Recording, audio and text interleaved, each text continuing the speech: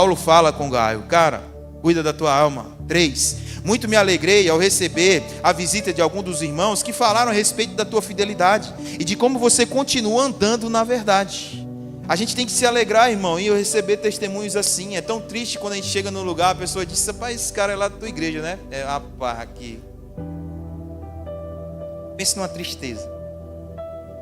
Como que é triste você chegar para alguém, como muitas vezes eu já cheguei, evangelizando, convidando para o culto. Uma vez que me marcou muito, que foi assim, muito difícil para mim também como pastor, foi chegar para uma mulher, fazer o convite, né? E ela pega um áudio no celular, e eu falando com ela, ela lá, procurando. Ela bota o áudio no celular, faz assim, ó. E aí um sem vergonha, falando coisa com ela. Ela terminou o áudio e perguntou: na tua igreja os homens é tudo assim, é? Oh, coisa triste. Coisa triste, irmão.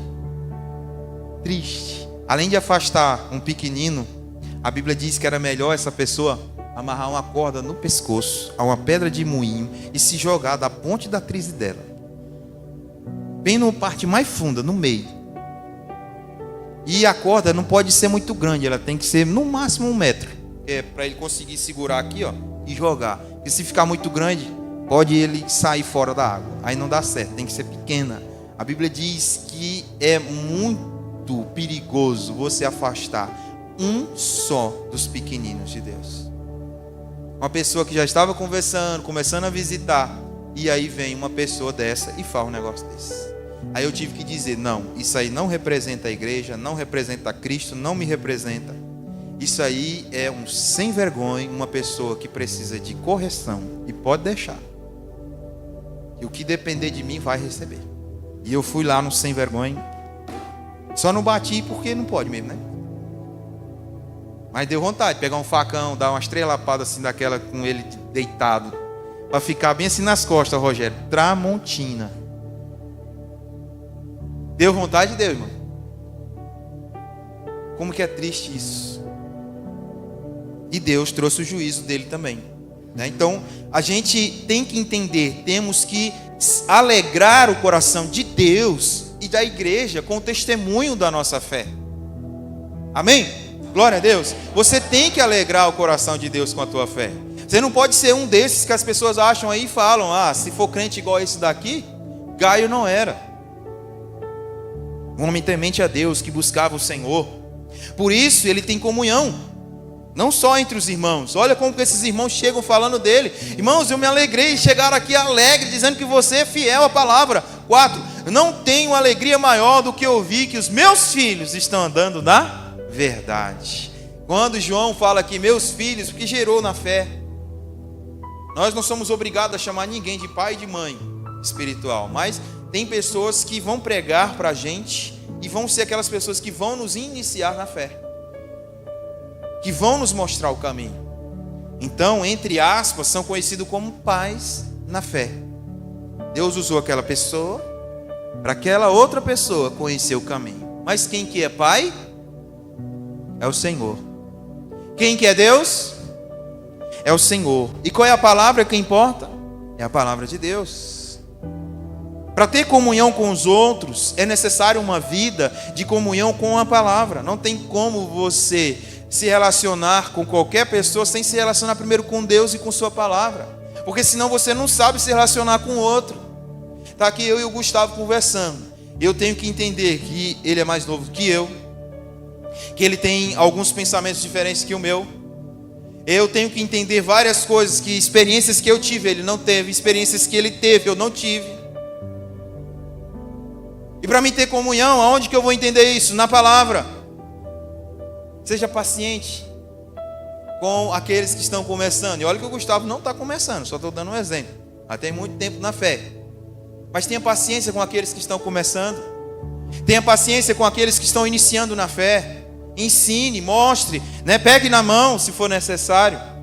Tenha amor, comunhão de verdade, é isso. É você alegrar o coração de Deus, se regozijar, né, com a vida dos outros irmãos. Falamos aqui na terça-feira sobre isso. Quantas pessoas perdem a oportunidade de estarem, sorrindo, alegres com quem estão sorrindo e com quem está alegre. Preferem mais chorar com os que choram. O apóstolo João está falando com Gaio aqui: meu irmão, que bom que você vive a fé, vive a alegria, vive a comunhão com Cristo. E isso que a igreja precisa ter. Essa comunhão com o Senhor, um com os outros. De conversar. Você não é obrigado a ser amigo de todo mundo, porque a gente não tem o mesmo convívio. Tem pessoas aqui que realmente só se vê no domingo, porque uma trabalha não sei aonde, outra não sei aonde, e não tem como ficar se vendo sempre. Isso é normal. Mas quando a gente se vê, o que é maior em nós? O Espírito Santo, irmão. Quem nos une é maior do que o que nos separa. É uma alegria estar entre irmãos. É uma alegria estar vivendo e convivendo com os irmãos. O que nos leva ao entendimento do segundo ponto agora. Chamados para acolher. Fala comigo. Chamados para... De novo. Esse é o segundo ponto. João elogia Gaio por acolher e apoiar os pregadores do Evangelho. Olha o versículos 5 e 8. Amado, você é fiel no que está fazendo pelos irmãos, apesar de lhes serem desconhecidos. Eles falaram à igreja a respeito desse seu amor. Você fará bem se os encaminhar em sua viagem de modo agradável a Deus. Que pessoas são essas que Gaio está recebendo? Pregadores do Evangelho itinerantes. Homens e mulheres que estavam pregando o Evangelho naquela época, naqueles dias. Eles acolhiam eles, recebia eles, e abençoava a vida deles, e ajudava eles a continuarem pregando o Evangelho. Se deixe, irmão, levar pelo Evangelho, o que nos leva ao terceiro ponto da mensagem, que é chamados para amar. João 13, 35. Abre lá em João 13, 35, que diz o seguinte, inclusive é o tema de missões da nossa associação. João 13, 35. Abre aí. Com isso todos saberão que vocês são os meus discípulos, se vocês se amarem uns aos outros. Meu irmão, existe um segredo na comunhão e na vida cristã que é bem exposto na nossa cara. Você quer ter bênção na tua vida de forma individual? Joelho no chão, jejum, oração, busca de Deus. Agora, você quer ver tudo isso multiplicar, ampliar? Se junte com o corpo de Cristo e comece a orar. Ah, meu irmão, você não tem noção o quanto que pode apressar, o quanto que Deus pode mover quando você ama aos irmãos e se deixa amar.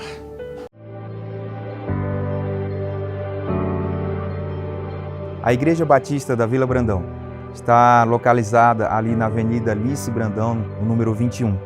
E nós temos vivido um tempo precioso de ministração da Palavra de Deus, onde o Senhor tem transformado muitas vidas.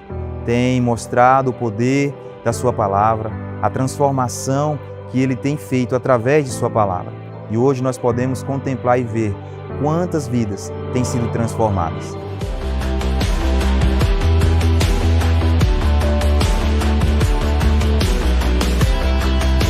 Eu, pastor Bruno Henrique, aqui da Igreja Batista da Vila Brandão, quero te convidar a estar participando conosco todas as terças-feiras, às 19h30 e também às sextas-feiras, às 19h30, reuniões de homens e mulheres.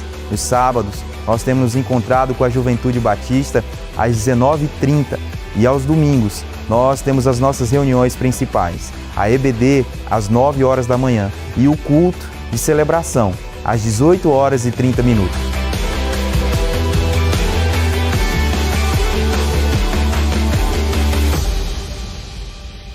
A luz veio até ela e ela não aceitou. Como ouvirão se não há quem pregue? Como pregarão se ninguém se dispor aí? Como irão se não forem enviados? Jesus nos enviou. Ide por todo o mundo anunciando o Evangelho. fazendo discípulos de todas as nações. Aquele que crê será salvo. Aquele que não crê já está condenado pela própria palavra. Quantas pessoas são egoístas? Às vezes até vem de uma cultura que foi abusado, que foi às vezes enganado, traído. E aí a gente se fecha mesmo, a gente cria mecanismos para a gente se defender. A gente também é ser humano, a gente é carne, é emoção. E fica, às vezes, com medo de se abrir para a comunhão. E de fato, às vezes a gente encontra pessoas que estão na igreja que, infelizmente, mais afastam as pessoas de Cristo do que trazem elas para Cristo. Em vez de ficar calado, mas tem que dizer, tem que dar aquele comentário que, assim, todo mundo está sabendo que se falar vai dar ruim, mas a pessoa tem que dizer. Ainda diz, eu não sou baú para guardar nada, e diz. Aí sabe o que faz? Afasta um pequenino. Às vezes nas nossas reuniões, algumas pessoas não vão porque às vezes alguém está lá e fala uma coisa que não tem nada a ver. Ei, irmã, tu que é prima do... é sobrinha do... conheço. É você que... é você... Pra que foi falar isso? A pessoa se converteu agora, aceitou Jesus. Está vivendo um caminho. Nós somos chamados para amar ao próximo. Não é para afastar o próximo, não é para julgar o próximo. Quem julga é Deus, amém? Nós julgamos atitudes, sim. Nós julgamos práticas erradas, sim. Mas quem condena é Deus. Se a pessoa está pregando um falso evangelho, eu posso dizer, isso aí é um falso evangelho. Eu conheço o evangelho, eu sei o que é o evangelho, está aqui, ó. Não é isso que está sendo dito, então está errado. Você pode ser até uma pessoa boa, pode ser até uma pessoa legal, mas o que você está dizendo está errado. A gente pode fazer isso. A atitude que você está tomando, meu irmão, minha irmã, está errada. Não é assim que vive o evangelho. A palavra de Deus ensina o evangelho dessa maneira. Se você quiser ajuda, estou aqui contigo para te ajudar no caminho, na palavra. Tudo que é da palavra, nós estamos juntos. Aquilo que não é da palavra, estou fora. Mas se for da palavra, estou com você.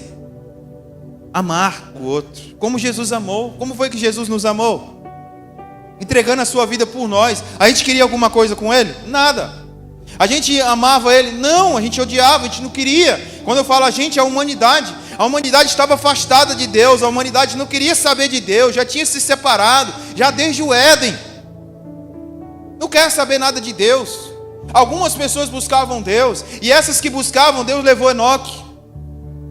Deus fez Moisés não passar pela morte. A gente não sabe como é que foi aquele negócio ali. Ele morreu lá, não morreu, cadê o corpo? Não sei, ninguém sabe explicar aquele negócio. Mas ele teve uma intimidade tão grande com Deus que Deus fez alguma coisa ali. Profeta Elias, como é que foi que aconteceu? Quem que sabe?